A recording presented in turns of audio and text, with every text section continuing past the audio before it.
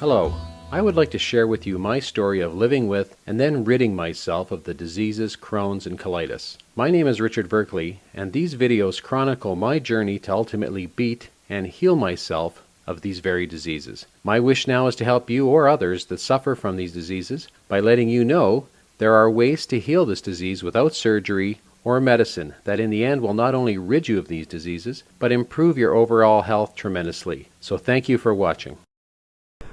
Okay, so here we are on day 7, and a little bit different today, not doing it in the evening. It's 10:59 or just about 11 a.m. this morning, and thought I'd change it up, do something a little different. So let's talk about how things are going. 7 days once again on the Waterfast, and I've lost about 15 pounds. And this sounds about normal based on all the reading I had done, and I'm feeling pretty good today, really. Many of the symptoms I had, starting the fast, are starting to calm down and become a little less harsh. But certainly one of the things that is going on is this detoxification process. And I don't know if I've mentioned this before, but I can't swear that's what's going on, but ultimately, I have a lot of changes going on, a lot of things being expelled from my body, which, quite frankly, are toxic in nature, whether that's, coming up from my lungs or, kind of coming out the backside.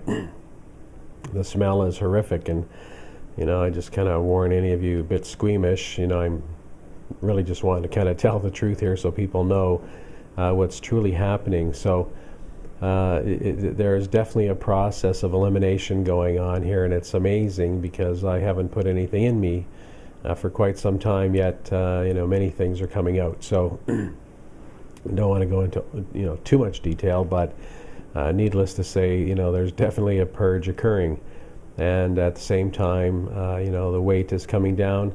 What's really amazing is how little water I actually need. This is one of the things that they told me when I started. Don't worry, just drink when you're thirsty. And I thought, well, I have to drink so many glasses or so many liters or quarts a day. And the doctor explained to me that just as the fat's breaking down, it releases a lot of moisture, and so I've been keeping an eye, certainly on dehydration, but it's not a problem. And I have some telltale signs on my body where my fingers kind of change on the tips if I'm not drinking enough. So far everything's good, and the amounts of water I drink vary every day, and a lot of it also has to do with the amount of activity that I'd be taking on, which, lucky for me, yesterday included a drive over to a place called the Champagne Pools, where I got to soak and have a gentle sort of snorkel in an incredibly crystal clear pond that's partially thermally heated, and as well as the water from the ocean washing into it. So that was kind of a nice stop for the day. But amazingly enough, later on in the evening, as I was sitting up socializing with some of the other guests or what have you, I pretty much started talking in the upright position, and in about 30 minutes found myself laying flat out. So it certainly took some energy to do. And you just have so much. So every now and then, you'll find yourself needing to go lay down or, kind of take a break in your day. Now, what I thought I'd start doing is talking something, somewhat about nutrition and eating and those sorts of things, based on the reading I did before I got here, and as well as the reading I've been doing while I'm here. And I think one of the striking things, this is kind of a culmination of things I knew before I got here, and then additions to that since I've been here. But I read about one doctor talking about the perfection of human breast milk when it comes to feeding babies, and how it has the right enzymes and antibiotics, and or not antibiotics, but the type of minerals and those sorts of things that aid the child in its growth and helps protect it, and how it's just absolutely the perfect food, up for a 3-year-old, up until a 3-year-old, and then the digestive enzymes required of to really take this nourishment at the age 3 start to change.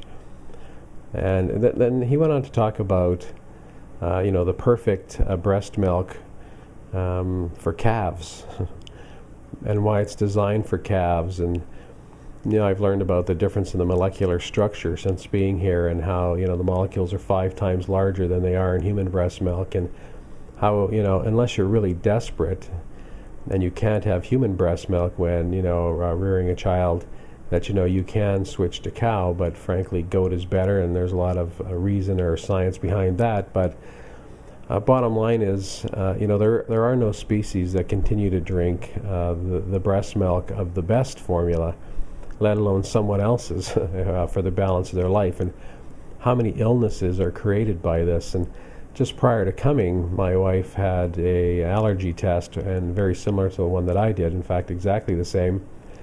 And her allergies to dairy products were extremely high. And so while I've been here, and then this was a couple days prior to me leaving, she stopped taking dairy. And lo and behold, I'm talking to her yesterday, and she stopped taking antihistamines, because she's been taking antihistamines every day for years because her nose stuffs up, and she would think of that as an allergic event to something in the environment. Well, basically it's been to the milk products. And trust me, she's unhappy about this because she loves ice cream. But better live healthy and sort of breathe every day. And so as I got thinking about this, I thought, well, let's get 1,000 women together. Let's pen them up in a large building and give them their own little stall, and then every day, let's shoot them up with antibiotics, because they're living so close together that they start getting diseases. And on top of that, we'll give them growth hormones so that they'll actually produce more of this milk. And then we'll have a truck show up, a nice stainless steel one, and we'll have them all express their milk, and we'll fill up the truck, and we'll send it off to the dairy, and we'll pasteurize it by using extremely high heat and kill everything in it. And then we'll put it in bottles, and we'll sell it to our kids to drink. Now that's probably just turned you off. Well, we actually do that with cow's milk. And when you kind of hear it on the alternate side of the fence, you go, gee, that's terrible. Well, if we were making UHT milk, which is the stuff that's in the little square boxes and can be preserved for some time, we'd actually irradiate it and kill everything that's in it. And so, this is, sort of the nutrition that we've moved ourselves towards. And I'm not against the dairy industry. In fact, that's where my family comes from, long heritage. Thank you for watching my video. If you found this helpful or informative, please come to my website at www.colitisandcrohnsdisease.com, where you will also receive a free gift. Thank you.